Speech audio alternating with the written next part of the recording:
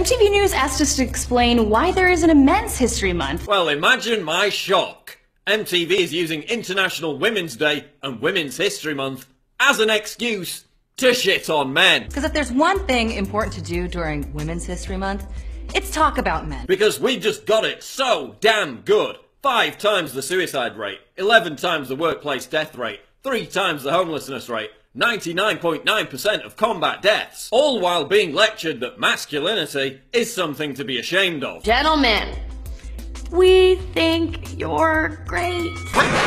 Wait, did you just collectively pat men on the head like a dog? Because there's no better way to promote equality and anti-sexism by implying that an entire gender needs to be pacified like an animal. Women's History Month isn't about taking away anything from men, okay? I wouldn't dream of it. Right, so you just symbolically chopped a penis in half. Because depicting genital mutilation doesn't make you look like a stereotypically crazed, unhinged feminist at all. No! You mean there hasn't been a systemic oppression of men for thousands of years?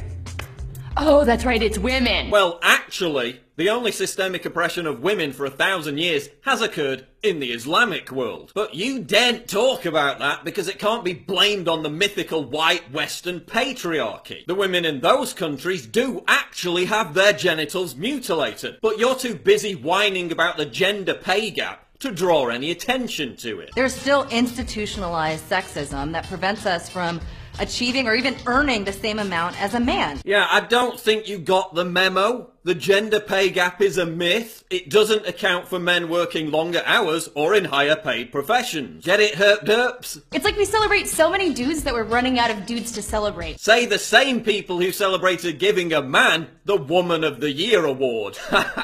Meanwhile, people probably can't name the 3 women that started Black Lives Matter, which is one of the most important movements of our lifetime. I can name them. I can also tell you a little bit about them. Their ideological inspiration was Assata Shakur, a convicted cop killer who is on the FBI's most wanted terrorist list. Yay! What a huge achievement for women! To be honest, I'm having trouble understanding why anyone would want a Men's History Month. Right, because it's not like men discovered or invented the steam engine, the car, the light bulb, penicillin, or the origin of the species. So there you have it, Women's History Month and International Women's Day. Another chance for feminists to hate on men, whine about complete non-issues, while ignoring actual oppression of women in the Islamic world. What? I'm triggered.